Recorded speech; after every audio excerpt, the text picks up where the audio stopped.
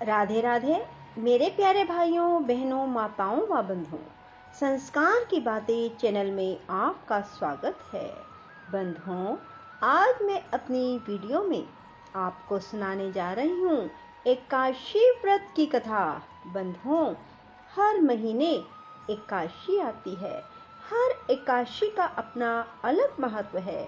बंधुओं, आश्विन मास में आने वाली पितृ एकादशी अर्थात इंदिरा एकादशी का महत्व बहुत अधिक है, क्योंकि कहा जाता है इस एकादशी को व्रत करने से पितरों का उद्धार होता है। बंधुओं, इसलिए आश्विन मास में आने वाली इंदिरा एकादशी का व्रत सभी को करना चाहिए, ताकि सभी के पितृ तृप्त हों और आपको आशीर्वाद प्रदान करें, आपके सभी कार्य बनते चले जाएं। बंधुओं, आज इंदिरा एकादशी के दिन मैं आपको जो एकादशी व्रत कथा सुना रही हूँ, वह कथा हर एकादशी को सुनी जा सकती है। बंधुओं, एक बार एक राज्य में एक राजा राज्य करता था। राजा बहुत ही बुद्धिमान और बलशाली था। राजा सदैव अपनी प्रजा का बहुत अच्छे से ध्यान रखता था। प्रजा भी अपने राजा को बहुत पसंद करती थी। राजा की 2 बेटियां थी। राजा अपनी दोनों बेटियों से बहुत प्रेम करता था। राजा की छोटी बेटी देखने में बहुत सुंदर और आकर्षक थी, और राजा की बड़ी बेटी छोटी बेटी के मुकाबले में कम सुंदर थी। राजा की छोटी बेटी 11 माता की पूजा किया करती थी, और सभी लोग राजा की छोटी बेटी से बहुत प्रेम करते थे और बहुत प्रशंसा किया करते थे।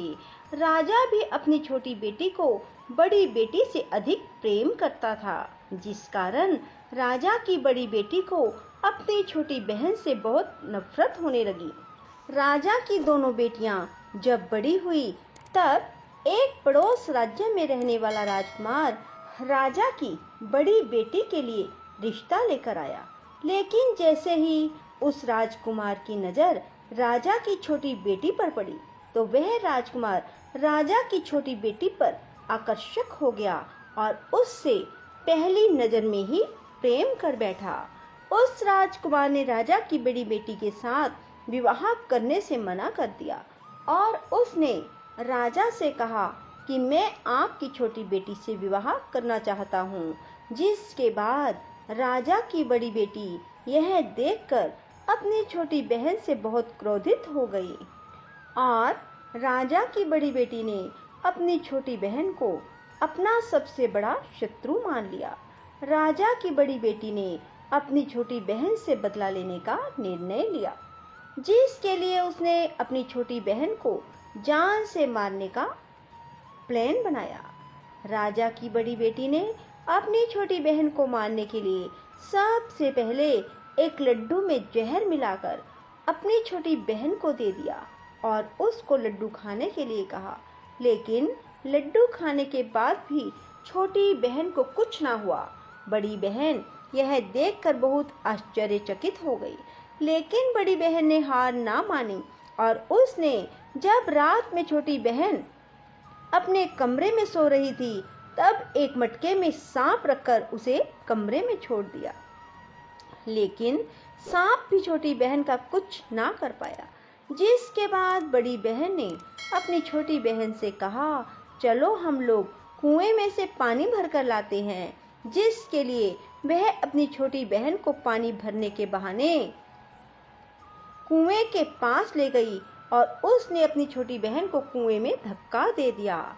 लेकिन छोटी बहन को तब भी कुछ ना हुआ, क्योंकि हर बार 11 माता उसकी रक्षा कर रही थी, क्योंकि छोटी बहन 11 के दिन 11 माता की पूजा अर्चना करती थी और 11 का व्रत करती थी। उधर बड़ी बहन अपने सारे प्रयासों के बाद असफल हो रही थी, जिससे वह बहुत क्रोधित होती जा रही थी। फिर उसने अपनी छोटी बहन के पास जाकर उससे खुद ही पूछा, मेरी छोटी बहन, तुमको पता है भगवान ने सबकी मृत्यु एक निश्चित समय पर लिखी हुई है, तो बड़ी बहन कहती है कि तुम्हारी मृत्यु कैसे होगी, क्या यह तुम जानती हो? तब छोटी बहन ने अपनी बड़ी बहन को बताया कि हाँ, मैं तो जानती हूँ कि मेरी मृत्यु कैसे होगी। छोटी बहन से यह सुनकर बड़ी बहन मन ही मन बहुत प्रसन्न होने लगी और उसने अपनी छोटी बहन से कहा कि तुम मुझे अपनी मृत्यु का राज बताओ। छोटी बहन ने अपनी बड़ी बहन से कहा कि मेरी मृत्यु तो एक तोते में है। जो तोते के गले में एक हार है, उससे मेरी मृत्यु होगी। जब तक कोई भी व्यक्ति तोते को मारकर वह हार अपने गले में पहनेगा तो मैं मूर्छित हो जाऊंगी, और जैसे ही उस हार को अपने गले से उतारेगा तो मैं वापस जीवित हो जाऊंगी। अपनी छोटी बहन की मृत्यु का राज जानकर वह बहुत प्रसन्न हुई और उसने अपनी छोटी बहन को मारने के लिए उसके पालतू तोते को ढूंढना शुरू कर दिया। छोटी बहन को इस बात का आभास हो गया था कि कोई उसकी जान लेना चाहता है, जिसके लिए वह अपने पिता के पास गई और उसने अपने पिताजी से कहा कि पिताजी, मेरे मृत्यु के बाद आप मुझे जलाइएगा नहीं, बल्कि मुझे पुरानी वाली हवेली में एक पलंग में लिटाकर छोड़ देना। अपनी छोटी लड़की की यह बात सुनकर राजा बहुत आश्चर्यचकित हुआ। राजा ने अपनी छोटी बेटी से पूछा, बेटी, तुम यह क्या कह रही हो? तब राजा की छोटी बेटी ने बताया, पिताजी, समय किसी के लिए नहीं रुका है, कब क्या हो जाए किसी को कुछ पता नहीं। फिर राजा ने अपनी छोटी बेटी से कहा कि तुम ऐसी बातें क्यों कर रही हो? 2-3 दिन में तो तुम्हारा विवाह होने वाला है। लेकिन छोटी बेटी ने अपने पिताजी को ऐसा करने पर मजबूर कर दिया और उनसे वचन ले लिया।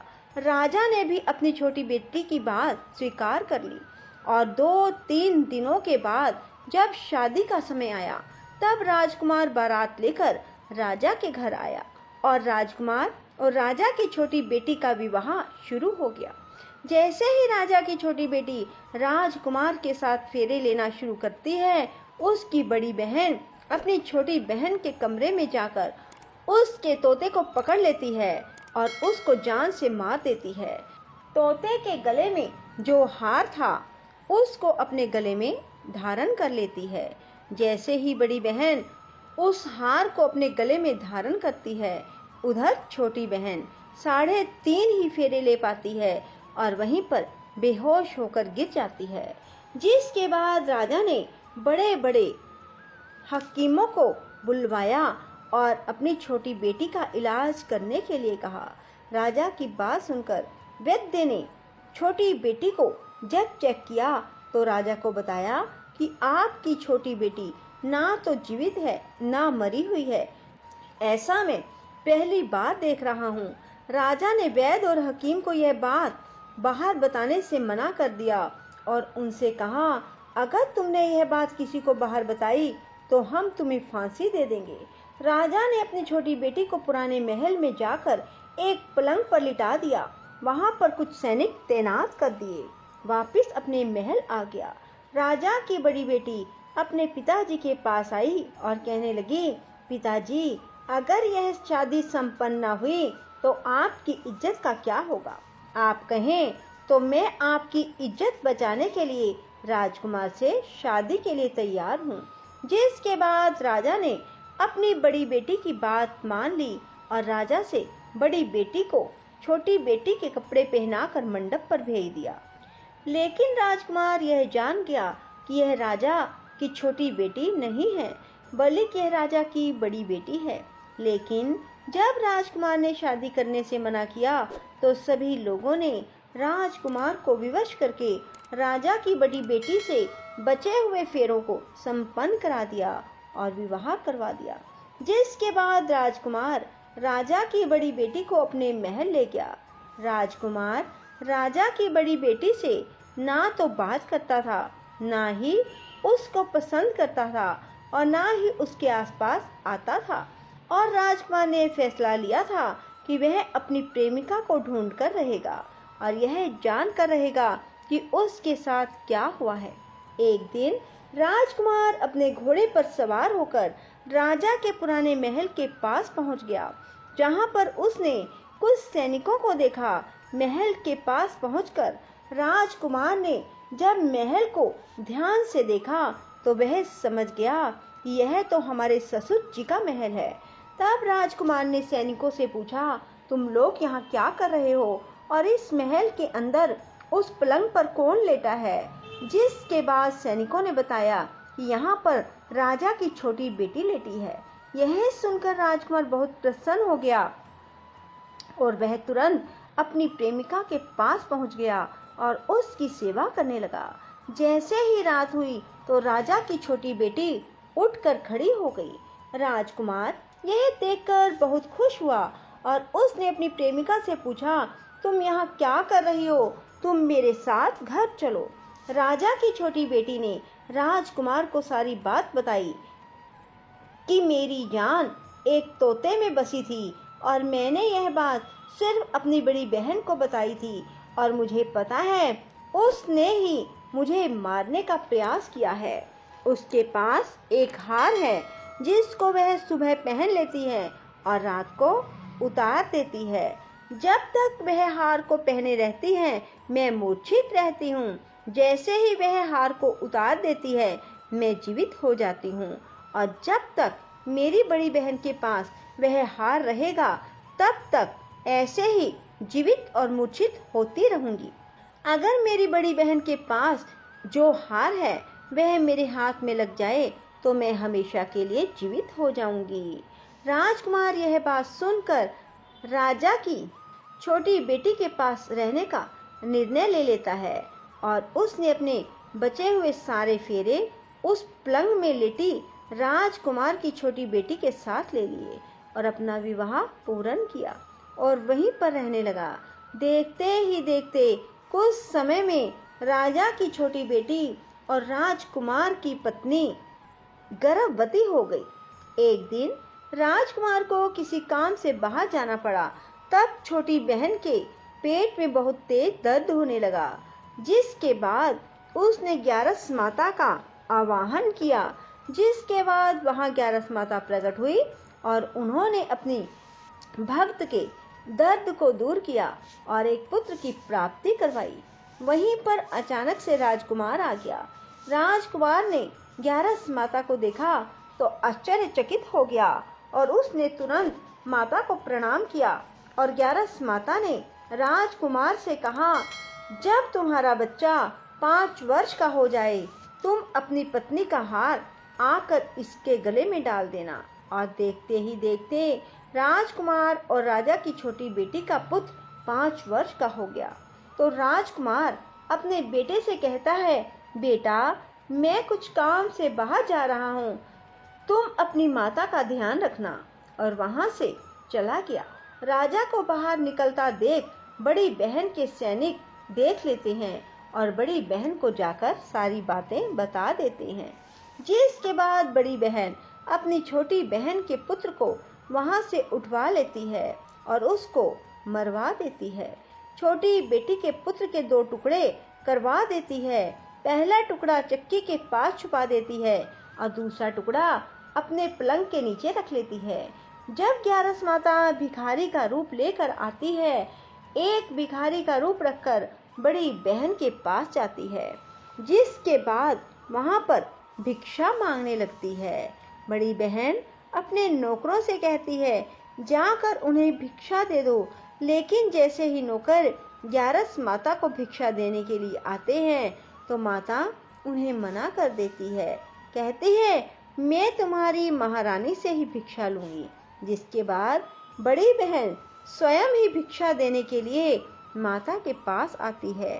तब माता एक बिल्ली का रूप लेकर उसके कमरे में चली जाती है और जहां पर छोटी बेटे के पुत्र के 2 टुकड़ों को उठा लेती है और आपस में जोड़ देती है, उसे जीवित कर देती है और वहां से ले जाती है।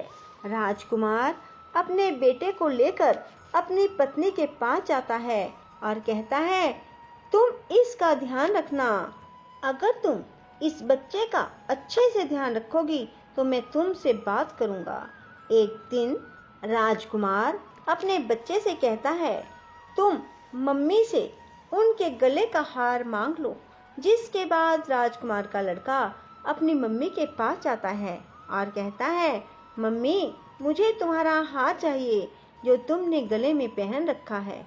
यह सुनकर पहले तो बड़ी बहन बहुत क्रोधित होती है, पर उसको यह बात याद आती है कि राजकुमार ने कहा था कि अगर मैं इस बच्चे का ध्यान रखूंगी तो वह मुझसे बात करेंगे, जिसके कारण वह हार को उस बच्चे को दे देती है और तुरंत वह उसे लेकर पिताजी को दे देता है।